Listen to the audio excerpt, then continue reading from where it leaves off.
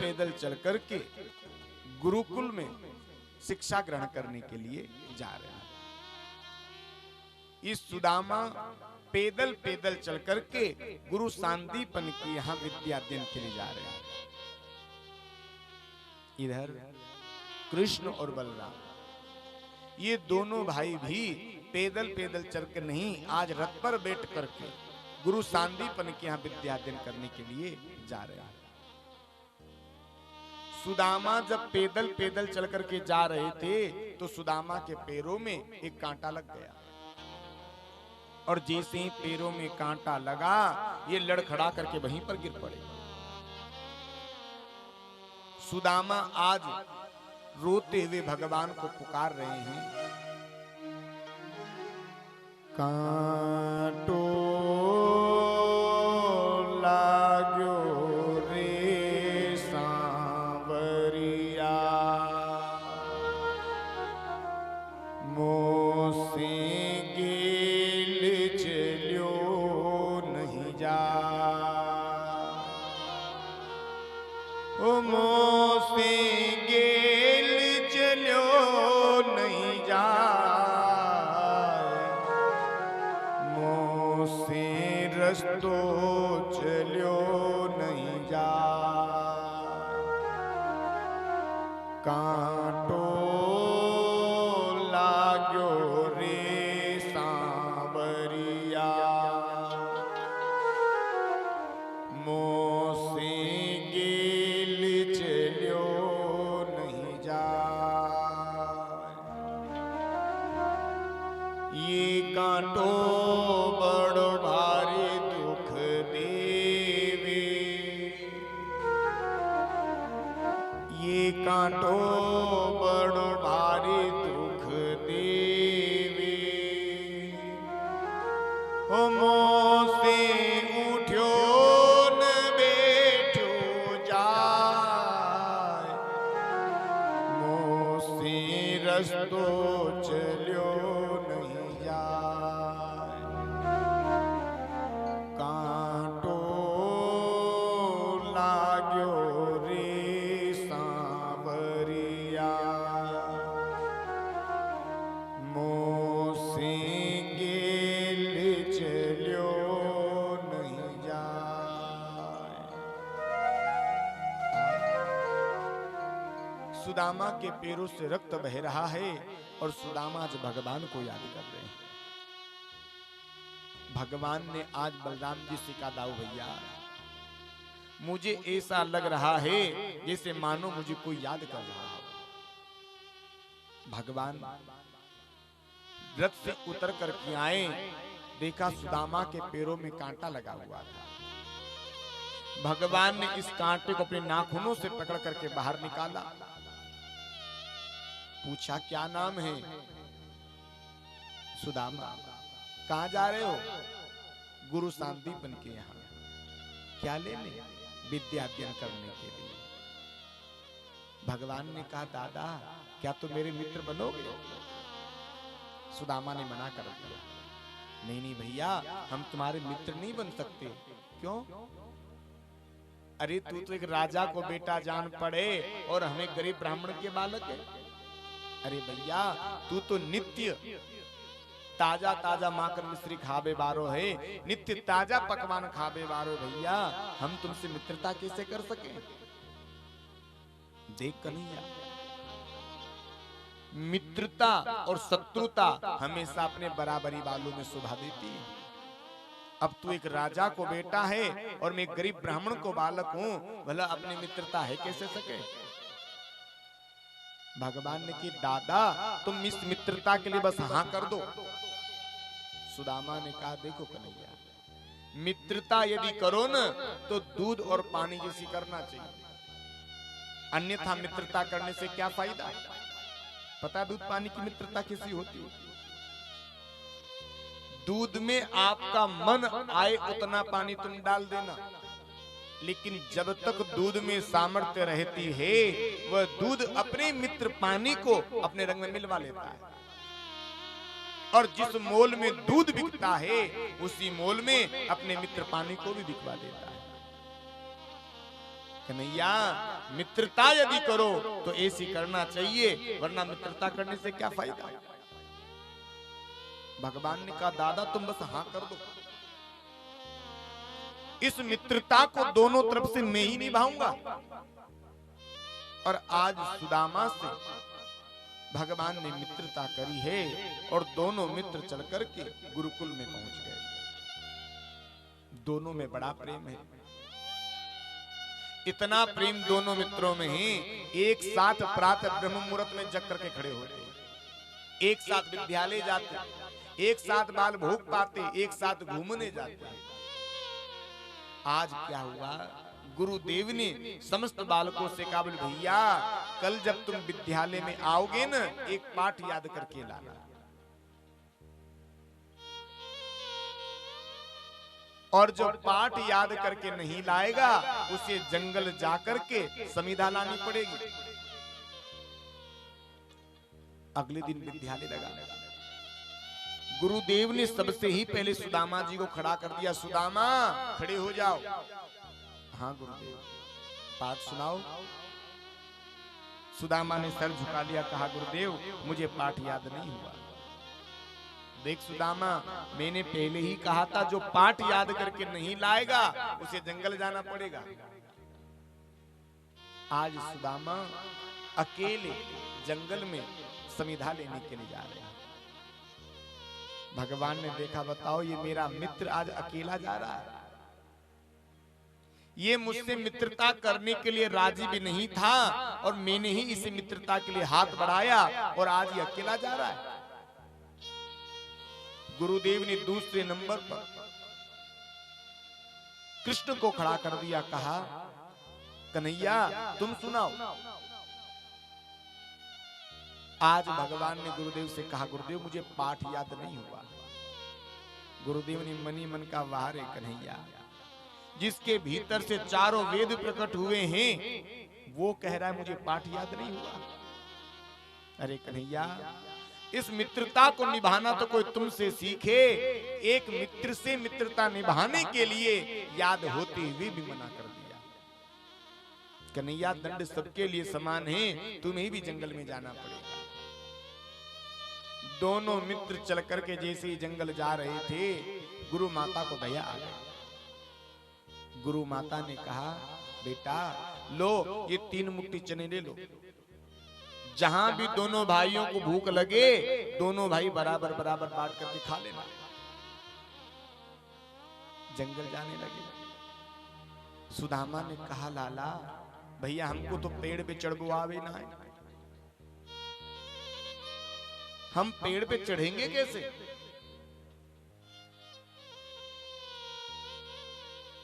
आज भगवान ने कहा, दादा तुम चिंता मत करो, मैंने गांव में पेड़ के ऊपर चढ़कर के गोप ने खूब मटकी तोड़ी है, मैं ऊपर से लकड़ी तोड़ तोड़ करके नीचे डाल दूंगा, तुम लकड़ी बीन बीन करके इकट्ठी कर लीजिए। दोनों मित्र जंगल पहुंच गए। भगवान ऊपर चढ़े हैं, सुदामा नीचे खड़े। भगवान लकड़ी तोड़ तोड़ करके नीचे फेंकते जा रहे हैं। आज भगवान ने अपनी माया की जरा से झलक सुदामा को दिखला दी। यहां पर देखते ही देखते काले काले बादल मंडराने लगे, बिजलियां यहां पर कड़कने लगी और देखते ही देखते मूसलाधार बारिश प्रारंभ हो गई। आज बारिश में सुदामा पूरा भीग गया। सुदामा ने कहा, लाला भैया ने कस के पकड़ लीजो, बड़ी जोरन की बारिश है रही है। और सुदामा एक पेड़ की आट में छिप गए। महात्मा कहते हैं ब्राह्मण जब तक स्नान नहीं करता ब्राह्मण को भूख नहीं सताती, और ब्राह्मण यदि एक बार स्नान कर ले, स्नान करने के बाद भले थोड़ा हो लेकिन होना जरूर चाहिए। सुदामा बारिश के जल में पूरा भीग गए और आज सुदामा को भूख सताने लगी। सुदामा ने सोचा, गुरु माँ ने चने दिए थे, इसमें आधे चने मेरे हिस्से के, क्यों नहीं मैं अपने हिस्से के चने खा लूं। और सुदामा अपने हिस्से के चने खाने लगा। पर कहावत में कहते हैं चना और चुगल ये दोनों ही मुंह लगाए खराब होते हैं। चना आपके मुंह से लग जाए, भले पेट में भूख नहीं होगी, लेकिन मन तो यूं कहता है और खा लूं, और खा लूं, और खा लूं। दूसरा, चुगल की आदत यदि आपकी लग गई तो भी पूरे घर को ही बर्बाद करके मानेगी। सुदामा ने जैसे ही चने खाए, इसकी भूख और बढ़ गई। सुदामा ने सोचा, अरे ये तो बड़ो राजा को बेटा है, इन सूखे चने को थोड़ी खावेगा। और सुदामा कन्हैया के हिस्से के चने भी खाने लगा। अब चने के खाने से दांत बज रहे थे कटर कटर। भगवान ने पूछी, दादा ये दांत कहीं को बज रहे? सुदामा ने झूठ बोल दिया, दादा भैया बारिश के मारे दांत बज रहे। अच्छा। बारिश बंद हुई, दोनों मित्रों ने लकड़ियों का गट्ठर बांधा, सिर पर रखा और चलने लगे। कन्हैया ने कहा, दादा लाओ, गुरु माता ने जो चने दिए थे ना, मेरे हिस्से के चने मुझे दे दो, बड़ी जोरन की भूख लग रही है। सुदामा ने कहा, भैया हमको तो यूं लग्यो कि तुम इन सूखे चने को थोड़ी खाओगे। लाला यही काजे तेरे बटके चना भी नहीं खाओ। दोनों मित्र चल करके गुरुकुल में आए। भगवान ने बहुत जल्दी ही अपनी विद्याओं को प्राप्त कर लिया। आज भगवान जब जाने लगे, सुदामा ने हाथ पकड़ लिया, कहा, लाला जा रहे भैया? हाँ। तुमने तो या कही कि या मित्रता को दोनों तरफ से मैं निभाऊंगा, और आज बीच मझधार में छोड़ करके जा रहे हो। आज सुदामा ने भगवान का हाथ नहीं छोड़ा। एक दोनों आंखों का अंधा सूरदास, इसने भगवान का हाथ पकड़ लिया कस करके। भगवान ने बहुत जोर लगाया, लेकिन इस सूरदास से अपना हाथ छुड़ा नहीं पाए। आज भगवान का हाथ जब सूरदास ने नहीं छोड़ा, तो आज दांतों से काट करके भगवान इससे हाथ छुड़ा करके भागने लगे। आज सूरदास ने कहा, हाथ छुड़ावत जात हो, निर्बल जान के मोह, हृदय से जाओ तो जरा, तब मैं जानो तो। अरे प्रभु, क्या दांतों से काट करके भाग करके जाते हो? तुम्हें मैं सच्चा प्रभु जब मानूं, जब तुम मेरे हृदय से निकल करके बताओ। आज सुदामा ने भगवान का हाथ नहीं छोड़ा, भगवान हाथ छुड़ा करके जबरन यहां से भागे। अब भगवान तो बन गए अपनी द्वारिका के राजा, और सुदामा बन गया अपनी कुटिया का राजा। समय आने पर सुदामा का विवाह सुशीला नाम की कन्या के साथ हुआ। 4 पुत्र जन्म लेकर के आए, और सुशीला जी महाराज जैसा इनका नाम है, वैसे इनके अंदर गुण विद्यमान है। किससे कहते हैं सुशीला? सुशीला कहते हैं जिसके अंदर शील गुण विद्यमान है, उसे हम सुशीला कहते हैं। आज सुदामा के घर में बहुत गरीबी है महाराज। इतनी गरीबी सुदामा के घर में है कि जिस साड़ी में सुशीला का कन्यादान इसके माता पिता ने किया था, उस साड़ी के अलावा इनके पास दूसरी साड़ी पहनने के लिए नहीं थी महाराज। इस एक साड़ी को पहन करके सुशीला स्नान कर लेती, और ये साड़ी बदन पर टंगी टंगी ही सूख जाया करती थी, लेकिन दूसरी साड़ी इनके पास पहनने के लिए नहीं थी। विचार करो कितनी गरीबी होगी। इतनी गरीबी होने के बाद भी सुदामा ने अपने जीवन में कभी किसी के सामने हाथ नहीं पसारे। छोटे छोटे बालक 4-4 दिन तक भूखे प्यासे पड़े रहे थे, लेकिन सुदामा ने अपने जीवन में कभी किसी के सामने हाथ नहीं पसारे। सुदामा कथा करते थे, लेकिन सुदामा की कथा में केवल 2 ही श्रोता होते। पहले स्वयं भगवान द्वारिकाधीश और दूसरी उनकी पत्नी सुशीला। 2 के अलावा तीसरा श्रोता नहीं होता। जब फसल के दिनों में फसल कट जाती, दोनों पति पत्नी जाते, जो दाने खेतों में गिर जाया करते थे उन दानों को बीन करके लाते थे। केवल इसी के सहारे सुदामा अपने जीवन को काटा करते थे। इन दानों को लाते, धो करके सुखा करके पीस करके भगवान के लिए भोग बनाते। भगवान के भोग लगाने के पश्चात स्वयं उस प्रसादी को ग्रहण किया करते थे। एक भी बर्तन सुदामा के घर में साबुत नहीं है महाराज। बहुत गरीब है सुदामा। सुदामा गरीब जरूर है, लेकिन सुदामा दरिद्र नहीं है। और व्यास जी ने पूरी भागवत में सुदामा के लिए दरिद्र नहीं कहा। दरिद्र किसे कहते हैं? जो संतोषी नहीं है, बस वही दरिद्र है। और सुदामा परम संतोषी ब्राह्मण है। सुदामा जैसा संतोषी ब्राह्मण भूतो न भविष्यति। न तो इतना संतोषी ब्राह्मण अब तक कोई हुआ है, नहीं कोई हो सकता है।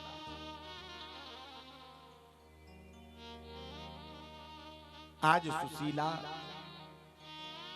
कुएं पर जल लेने के लिए गई। कुएं पर जैसे ही पहुंची, वहां पर बड़ी लंबी लाइन लगी हुई थी। सुशीला भी जाकर के लाइन में लग गई। लाइन में लगे लगे सुशीला को कई घंटे बीत गए। सुशीला का जब नंबर आया, जहां तक तो सुशीला चक्कर खा करके धड़ाम से पृथ्वी पर गिर पड़ी, क्योंकि कई दिनों से भोजन नहीं किया था। इसलिए भूखी प्यासी सूखी दुबली पतली हो गई महाराज। 4 सहेलियां आई, चेत करवाया, पूछा बहना क्या बात है, देख कुछ खाया पिया कर कितनी दुबली पतली हो गई। सुशीला ने कहा बहना, मेरे घर में खाने पीने की कोई कमी नहीं है। हर प्रकार का आनंद मेरे पति के घर में है, लेकिन आज चक्कर क्यों आ गए ये मैं नहीं जानती। सुशीला जल लेकर के घर पर आई। जैसी दरवाजा खोला, चारों बालक भूख के मारे तड़फ रहे हैं। जैसे मैया को देखा, दौड़ करके आए और पैरों से चिपक गए। मैया, बड़ी जोरन की भूख लग रही है, कछु खावे के टाइम हो तो दे। सुशीला रसोई में गई। जैसे ही पात्रों को देखा, एक भी अन्न का दाना साबुत नहीं मिला। सुशीला आज सुदामा के पास गई। स्वामी, अरे यदि गरीब हैं, तो हमारी गरीब में इन बालकों का क्या दोष है? देखो स्वामी, जिस दिन से मेरा विवाह आपके साथ हुआ है, मैंने कभी आपसे ये नहीं कहा कि मुझे एक साड़ी तो ला करके दे दो। जिस साड़ी में मेरे माता पिता ने मेरा कन्यादान किया था, उसी साड़ी के सहारे मैंने अपना आधा जीवन निकाल दिया। लेकिन कभी आपसे ये नहीं कहा कि मुझे एक साड़ी तो ला करके दे दो। स्वामी, जैसी धूप बाहर निकलती है, वैसी धूप हमारी कुटिया के भीतर निकलती, लेकिन मैंने कभी आपसे ये नहीं कहा कि मुझे एक झोंपड़ी तो बनवा करके दे दो। बारिश के 4 महीने सुदामा जी को कोने में दुपक दुपक करके निकालने पड़ते थे महाराज। इतनी गरीबी सुदामा के घर में थी। स्वामी, इन बालकों की यह दशा अब मुझसे देखी नहीं जाती। आज सुशीला भगवान को उलाहना देने लगी, है प्रभु, ये कैसी तेरी दुनिया है? ये जो तेरी दुनिया है, ये हमें समझ में नहीं आती। और आज सुशीला भगवान को उलाहना दे रही है। प्रभु तेरी दुनिया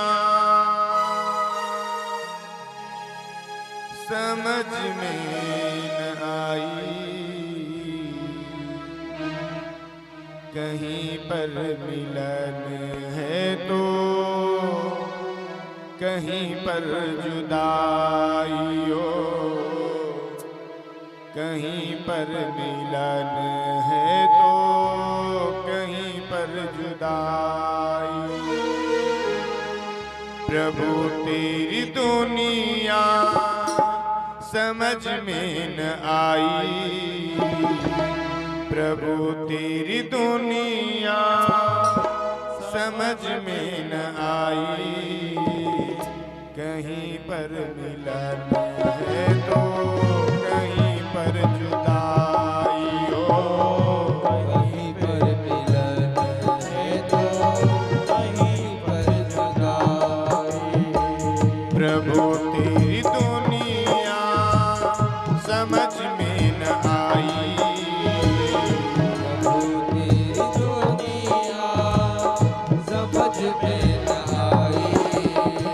कहीं पर मिलन है तो कहीं पर जुदाई हो, कहीं पर मिलन है तो कहीं पर जुदाई।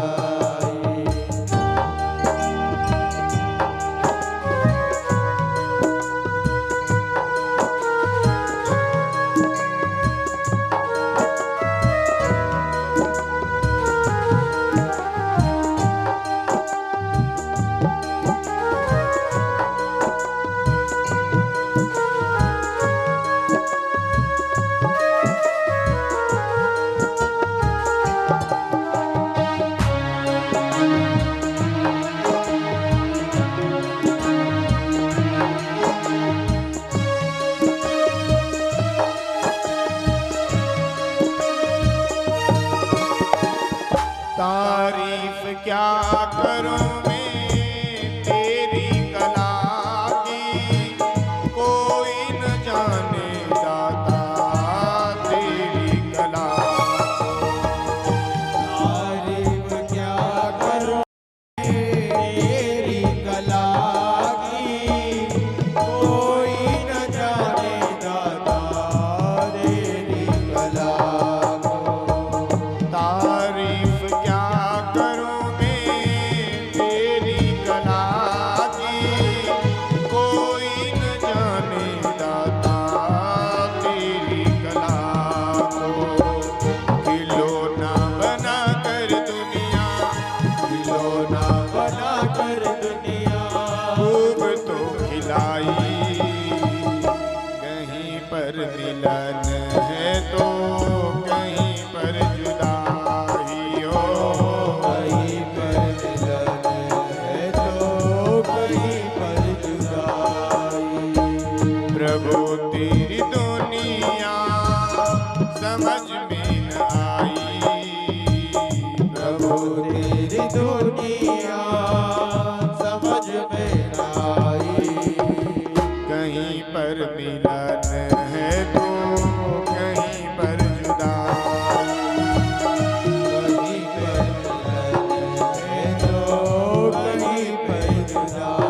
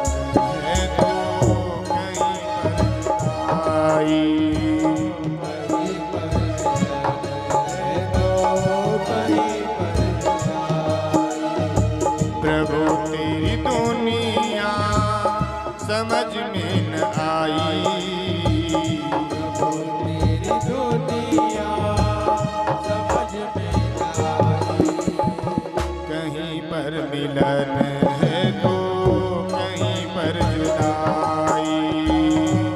कहीं पर मिलन है तो कहीं पर जुदाई। कहीं पर मिलन है तो कहीं पर जुदाई।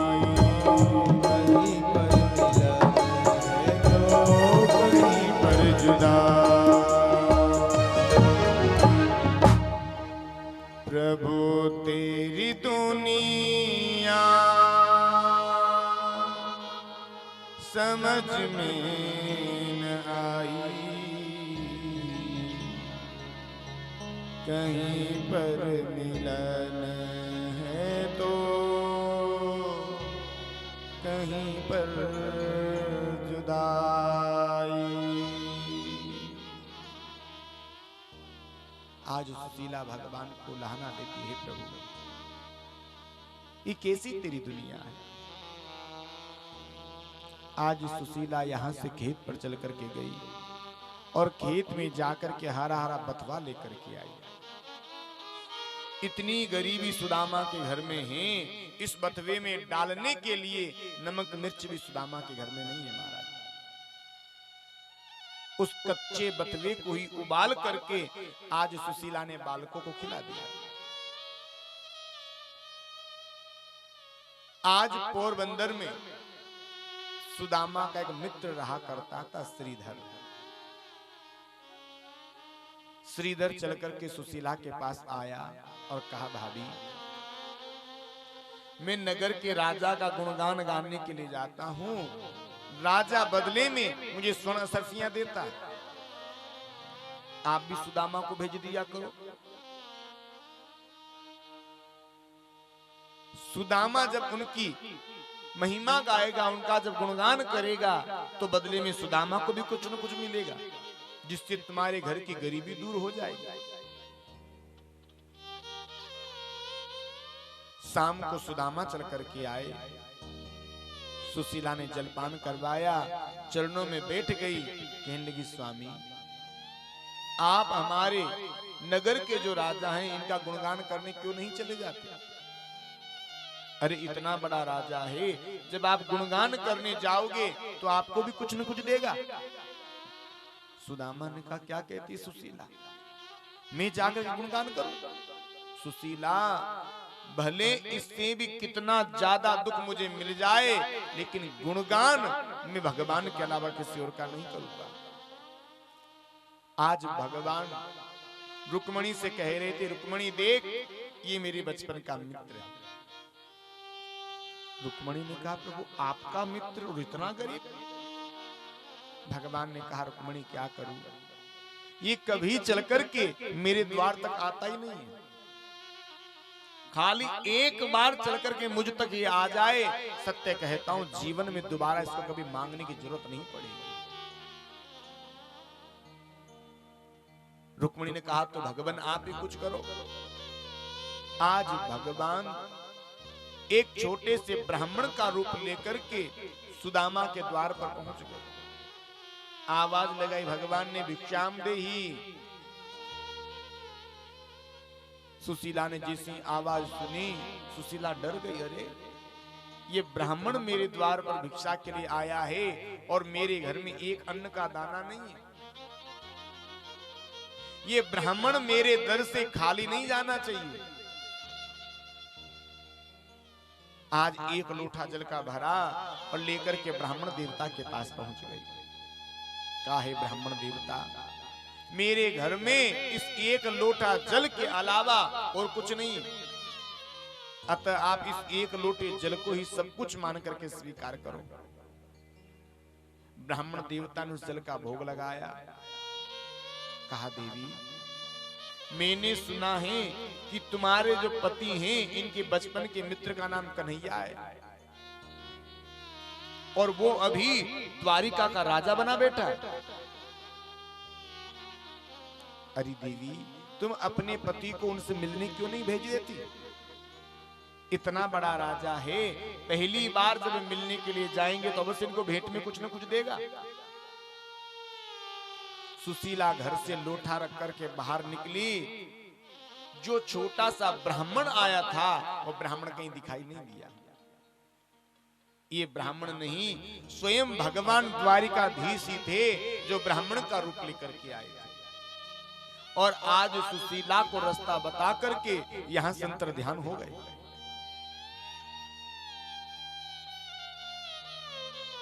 आज सुदामा चल करके आए। सुदामा को जलपान करवाया, हाथ जोड़कर कहने लगी, स्वामी मैंने सुना है कि तुम्हारे बचपन के मित्र का नाम कृष्ण है और वो अभी द्वारिका के राजा बने हुए हैं। हाँ, मेरा मित्र ना मेरे बचपन का लंगोटिया यार है। तो स्वामी सच बताओ कि आपको उनसे मिलने की याद नहीं आती? देवी याद तो बहुत आती है, पर क्या करूं, जा नहीं सकता मैं।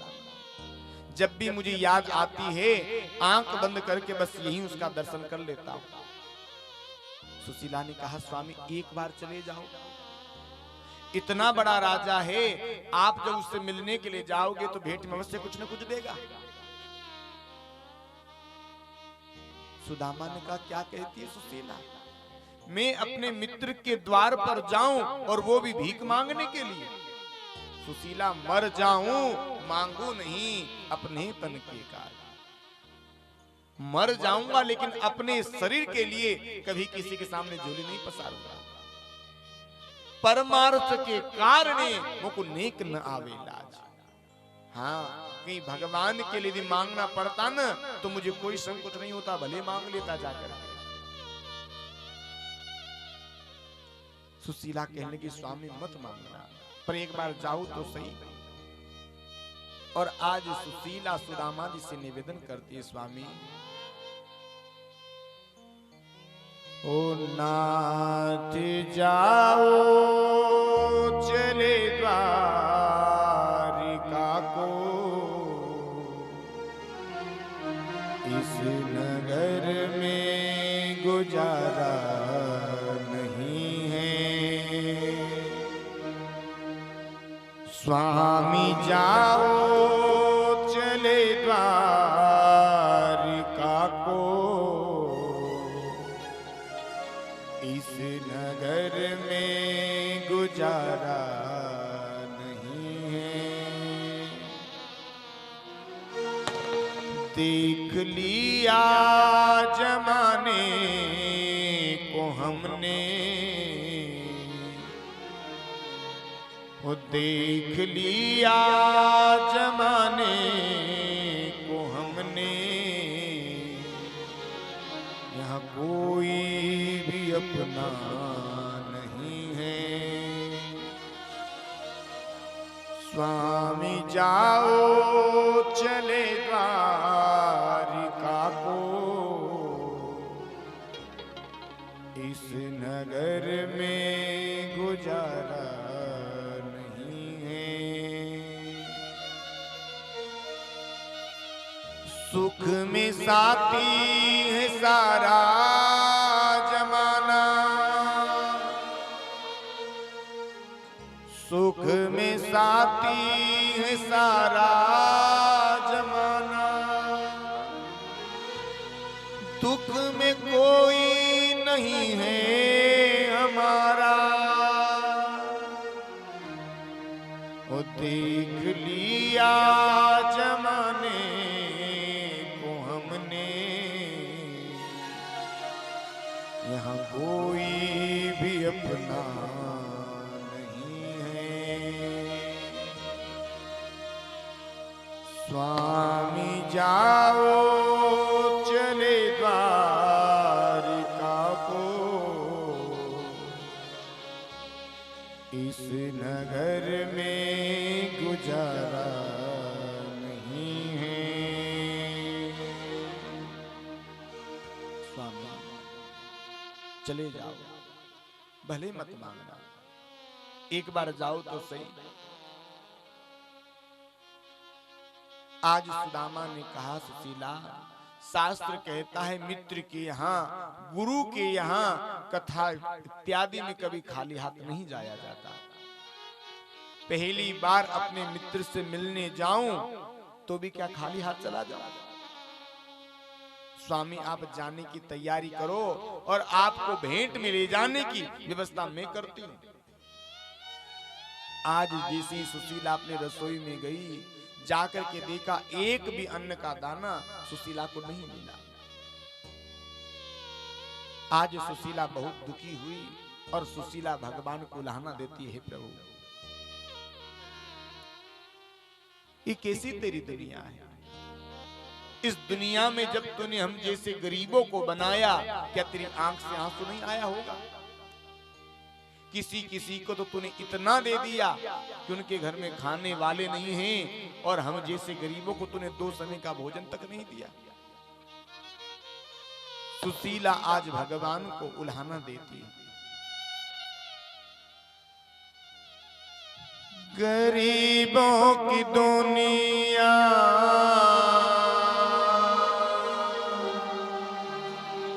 बनाने से पहले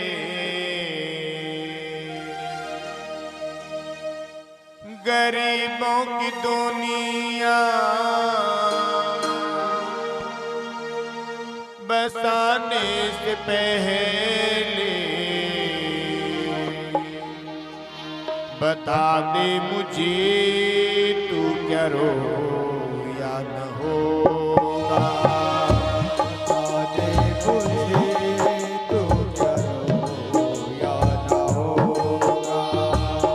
बता दे मुझे तू क्या रो या न होगा।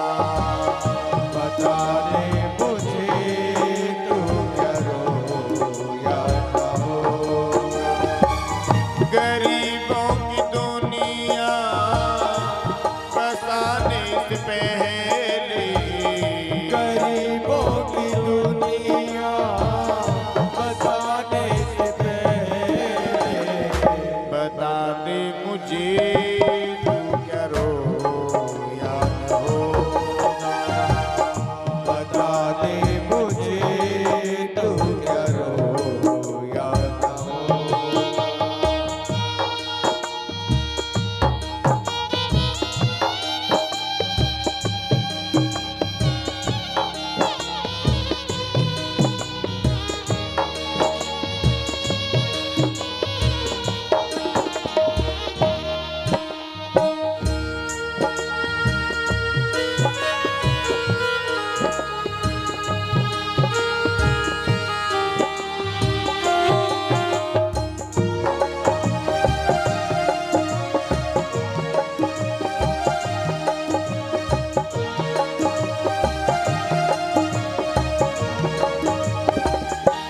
भिक्षा लेने को गई, किसी ने भिक्षा ना दई, किसी ने भिक्षा ना दई, किसी ने भिक्षा ना दई। भिक्षा लेने को गई, किसी ने भिक्षा ना दई, किसी ने भिक्षा ना दई, किसी ने भिक्षा ना दई।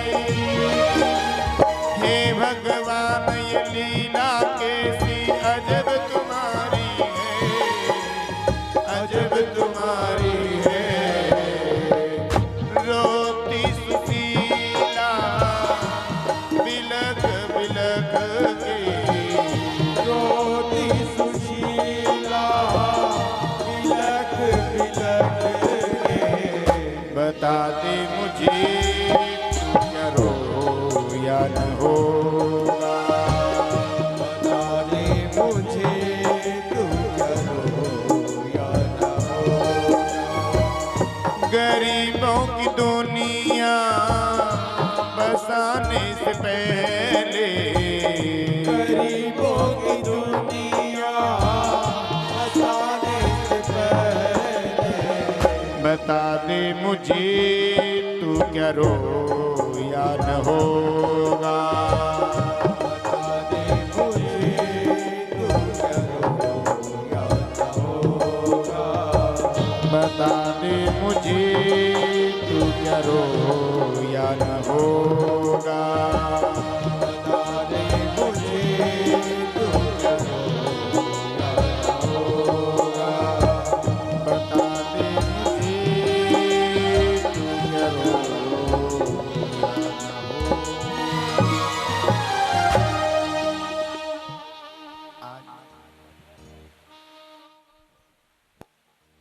सुशीला भगवान से कहने लगी, हे प्रभु, ये कैसी तेरी दुनिया है? हमें एक समय का भोजन तक तुमने नसीब नहीं किया।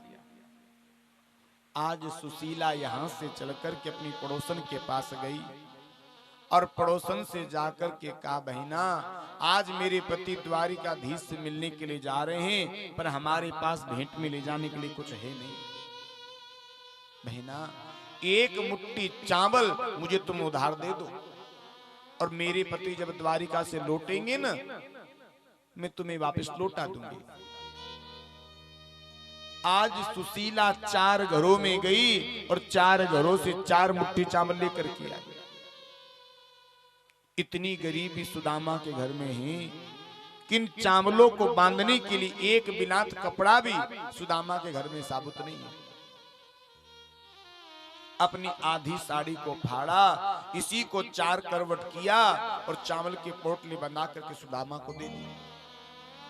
स्वामी, ये लो और ले जाकर के अपने मित्र को दे देना, पर हां ध्यान रहे, इससे रास्ते में खोल करके मत देखना। क्यों? क्योंकि सुशीला जानती थी मेरे पति कितने उदार हैं। यदि रास्ते में इनको कोई भूखा व्यक्ति मिल गया और उसने इनसे कुछ मांग लिया, तो चावल की पोटली उनको दे देगी। और चावल की पोटली यदि इन्होंने किसी भूखे को दे दी, तो मेरा संदेशा भगवान तक पहुंचेगा कैसे? क्योंकि सुशीला को पता था कि सुदामा कैसे है। यदि द्वारिकाधीश ने सुदामा से पूछ लिया, कहो मित्र कैसे हो, तो ये एक ही बात कहेंगे, मित्र, इस दुनिया में मुझसे ज्यादा सुखी और कोई दूसरा नहीं हो सकता। पर ये नहीं कहेंगे कि घर में 4 बालक पिछले कई दिनों से भूखे प्यासे बैठे। और कन्हैया जब इन 4 प्रकार के चावलों को देखेंगे तो अपने आप समझ जाएंगे कि सुदामा के घर में भेंट में लाने के लिए चावल भी नहीं है। आज सुदामा ने चावल के पोटली को दबाया है और छड़ी को टेकते टेकते चले जा रहे हैं। सिर पर कोई पगड़ी नहीं है, तन पर कोई वस्त्र नहीं है, चरणों में कोई चरणपादुका नहीं है। चलते चलते कई दिन बीत गए महाराज। आज सुदामा जब चल करके जा रहे थे तो सामने से एक नदी आ गई। आज सुदामा जी ने कहा, अरे लाला, केवल चल करके तेरे दर्शन करवे के ताई आरो, और तुम ऐसे हो कि मेरी यहां भी परीक्षा ले रहे हो। भगवान ने अपनी पत्नी रुक्मणी से कहा, देख रुक्मणी, मेरा मित्र मुझसे चल करके मिलने आ रहा है, पर नाव में बैठने के लिए इसके पास पैसा नहीं है। रुक्मणी ने कहा, तो स्वामी आप कुछ करते क्यों नहीं? आज भगवान केवट बन करके गए और नाव में आकर के आवाज लगा रही, भैया कोई पार जाने वाला है। सुदामा चल करके पहुंचे। सुदामा ने कहा, केवट, पार मुझे जाना है, पर मैं तुझे पहले बता देता हूं कि तुझे भेंट में देने के लिए मेरे पास उतराई है नहीं। केवट भगवान ने कहा, ब्राह्मण आप आओ, बैठो, बस दोनों हाथ उठा करके मुझे आशीर्वाद दे देना, बस यही मेरे लिए सब कुछ होगा। सुदामा आज नाव में बैठे हैं, सर झुका हुआ है, भगवान के मंत्र का जाप चल रहा है। केवट ने पूछा, क्या नाम है? सुदामा। कहां जा रहे हो? द्वारिका। क्या लेने?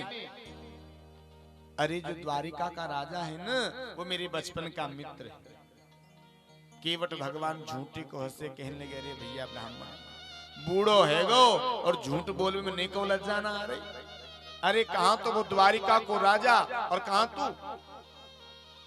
सुदामा जी हंसने लगे, अरे केवट, तूने पूरे जीवन नौका ही चलाई, तू ये जाने ना कि मेरे प्रभु है कैसे।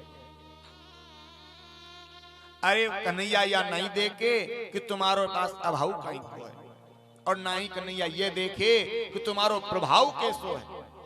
भगवान तो केवल ये देखें कि तुम्हारो भाव कैसो है, और जाको सुंदर भाव होयो करे, भगवान इनको सहजता से मिल जावे। जैसे केवट भगवान ने सुना, आज नेत्र सजल हो गए। दादा, सारी दुनिया बदल गई, तुम अभी तक नहीं बदले। केवट भगवान ने सुदामा को पार लगाया। सुदामा ने पूछा, केवट यहां से द्वारिका कितनी दूर है? बोले ज्यादा दूर तो नहीं है, लेकिन ब्राह्मण जहां तक तुम्हारी दशा को मैं देख पा रहा हूं, तुम्हें यहां से अभी द्वारिका पूछने में कई महीने को समय लग जाएगा। सुदामा ने नदी के किनारे पर ही अपनी गठरी को रखा, एक मिट्टी का डेल उठाया और वहीं तकिया लगा करके सो गए। मनी मन का लेख लाला, भैया मैं हूं बूढ़ो ब्राह्मण, चलते चलते तिक दिना तो हमको है गए, अब ज्यादा चलने की मेरी बस की ना। देख लाला, मैं तो यूं सो गो, और तेरी 17 बार यदि गरज पड़े तुम हमको अपनी द्वारिका बुला लीजिए। आज भगवान ने अपनी योग माया को आदेश दिया, कहा योग माया, नदी के किनारे मेरा एक मित्र सोया हुआ है, उसको फूल की भांति उठा करके लाओ और द्वारिका के मुख्य द्वार पर ला करके सुला दो। आज योग माया गई, सुदामा जी को उठाया और द्वारिका के मुख्य द्वार पर आकर के सुला दिया। जैसे ही सुदामा की आंख खुली, देखा चारों तरफ बड़े बड़े महल बने हुए। किससे पूछा, भैया ये कौन सी नगरी है? बोले द्वारिका। अच्छा, यहाँ के राजा कौन है? बोले कृष्ण। अच्छा, तो भैया तुम्हारे कृष्ण को महल कौन सो है? उसने कहा, ब्राह्मण सीधे चले जाओ, जो सबसे बड़ा महल बना हुआ है वही द्वारिकाधीश का महल है। और आज सुदामा चल करके जा रहे हैं, सामने 2 द्वारपाल खड़े हुए हैं, और सुदामा इन द्वारपालों से प्रार्थना कर रहे हैं, देखो देखो ये गरीबी कहा, कृष्ण के दर पर मैं आस लेके आया हूँ, मेरे बचपन का यार है मेरा श्याम, यही सोच कर मैं आस लेके आया।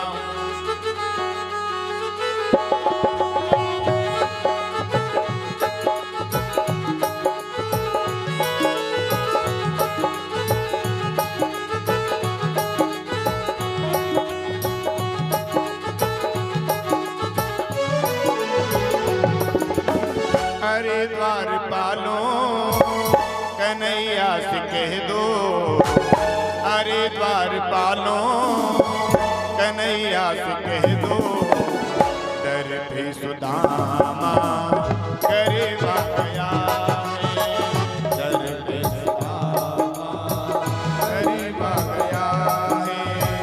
भटकते भटकते न जाने कहाँ से, भटकते भटकते न जाने कहाँ से, तुम्हारे महल के करीब आ गया है, तुम्हारे महल के करीब आ गया है।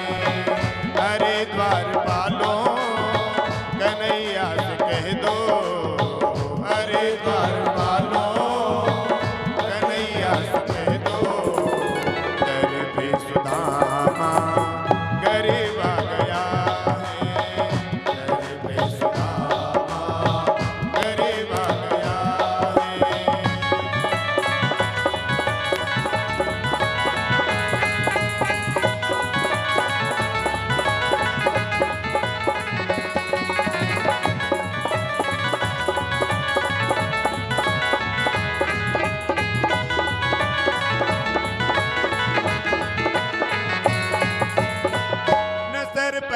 पगड़ी न तन पर है जामा, सर पे पगड़ी न तन पर है जामा।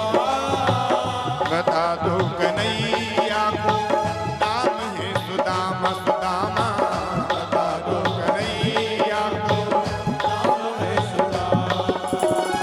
न सर पर है पगड़ी न तन पर है जामा, बता दो कन्हैया को नाम है सुदामा। सर पे पगड़ी न तन पर है जामा, बता दो कन्हैया को नाम है सुदामा सुदामा। बता दो कन्हैया को नाम है सुदामा। बस एक बार मोहन से जा कर के कह दो, बस एक बार मोहन से जाकर ये कह दो, मिलनी सखा पर नसीबा गया है, मिलनी सखा नसीबा गया है। हरि बोल।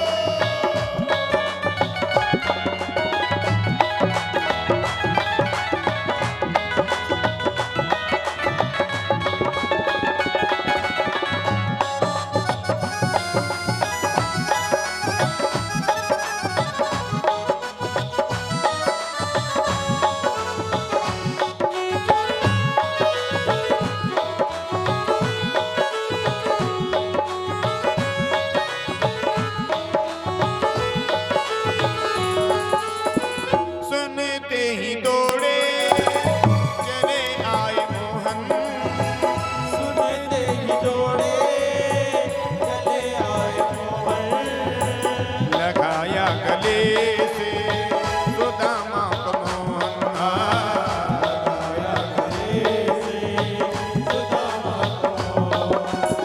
कि सुनते ही दौड़े चले आए मोहन, लगाया गले से सुदामा को मोहन। सुनते ही दौड़े चले आए मोहन, लगाया गले से सुदामा को मोहन, लगाया गले से सुदामा को मोहन। हुआ रुक्मणी को बड़ा ही अचंभा, हुआ रुक्मणी को बड़ा ही अचंभा, मेहमान की सा अजीबा गया है, मेहमान के सा अजीबा गया है। अरे द्वारपालों कन्हैया से कह दो, अरे द्वारपालों कन्हैया से कह दो, दर पे सुदामा करीबा गया है। करीबा गया है।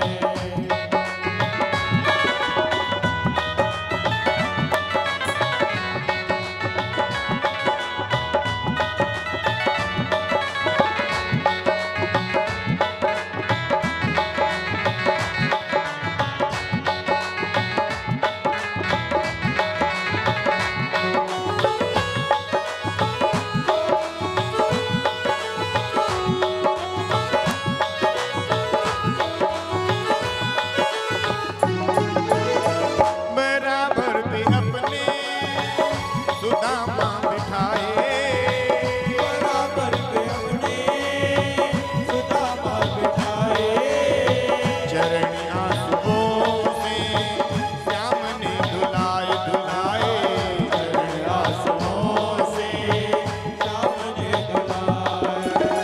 बराबर से अपने सुदामा बिठाए, चरण आंसुओं से श्याम ने धुलाए।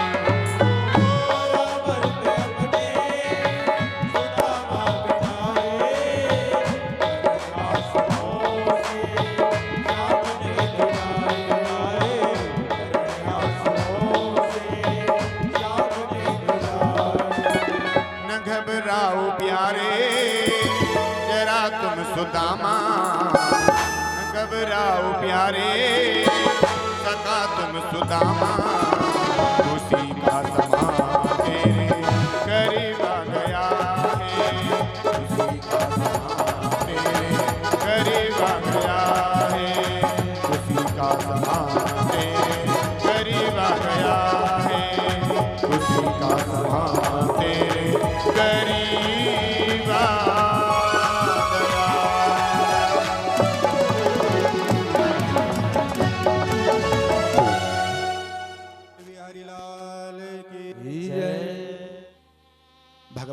पूछा,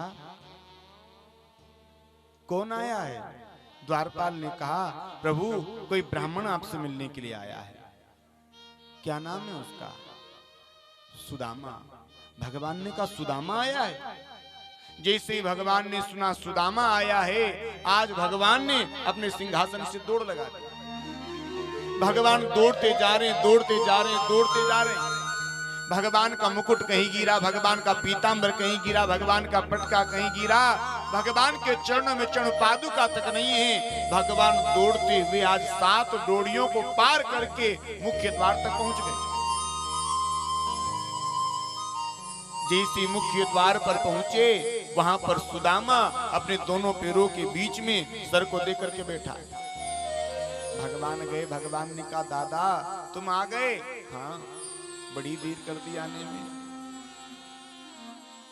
भगवान आज सुदामा को गले से लगाए हैं और धीरे धीरे चल करके अपने महलों के भीतर लेकर के गए हैं।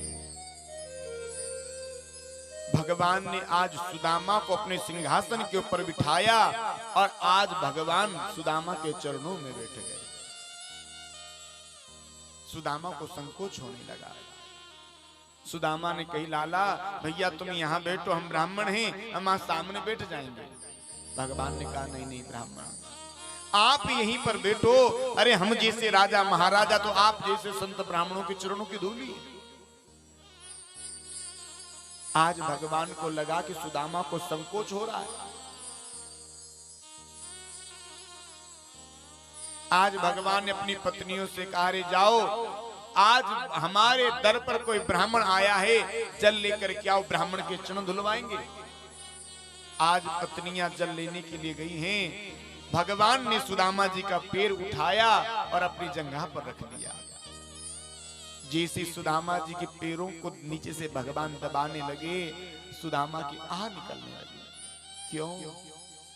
सुदामा के पैरों की जो बिबाइयां थी वो फटी हुई थी, उनमें सैकड़ों कांटे लगे हुए थे। आज यहाँ पर कवि नरोत्तम लिखते हैं, ऐसो विहाल विवाह इनसो पुनि कंटक जाए, लगे पुनि जोए, हाय महादुख पायो सखा, तुम आए इतना किते दिन होए, देख सुदामा की दीन दशा, करुणा करके करुणा निधि रोए, पानी पराते को हाथ छुबो नहीं, नैनन के जल से पग धोए, नैनन के जल से पग धोए। आज भगवान सुदामा की इस दशा को देख करके इतने रोए हैं, इतने रोए हैं कि भगवान ने आज अपने प्रेम अश्रुओं से ही सुदामा के चरणों को धो डाला। रुक्मणी जी विचार कर रही है, अरे ऐसे कैसे कर्म इस ब्राह्मण ने किए होंगे कि आज स्वयं त्रिलोकी का नाथ इसके चरणों को अपने प्रेम अश्रुओं से धो रहा है। आज भगवान और सुदामा ने बैठ करके बड़ी सुंदर प्रसादी पाई। भगवान ने आज अपने राज दरबार की छुट्टी कर दी, बोले आज मेरा मित्र आया है, हम आज कोई कार्य नहीं देखेंगे। भगवान ने इशारा किया, सुनो अरे मेरा मित्र आया है, ब्राह्मण आया है, आओ सब एक एक करके ब्राह्मण को प्रणाम करो। सबसे पहले रुक्मणी आई।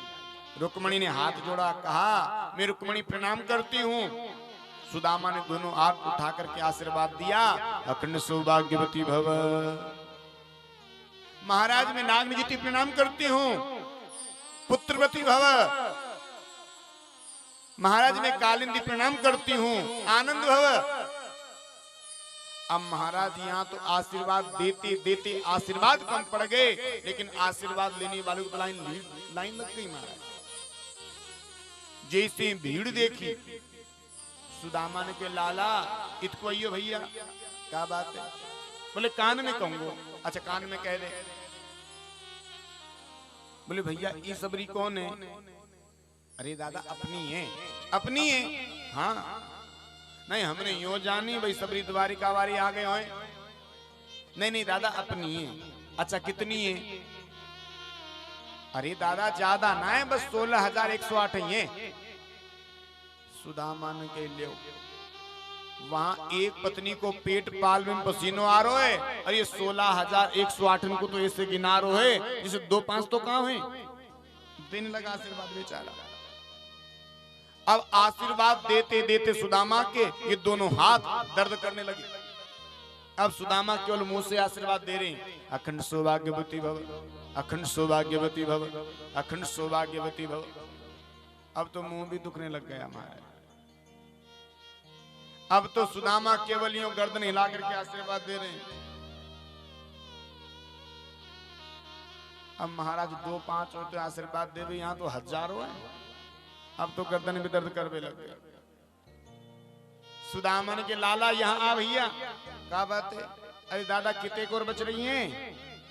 अरे दादा अभी तो तुमने 1,000 आने को आशीर्वाद दिया, तो खूब बच रही गल्लो।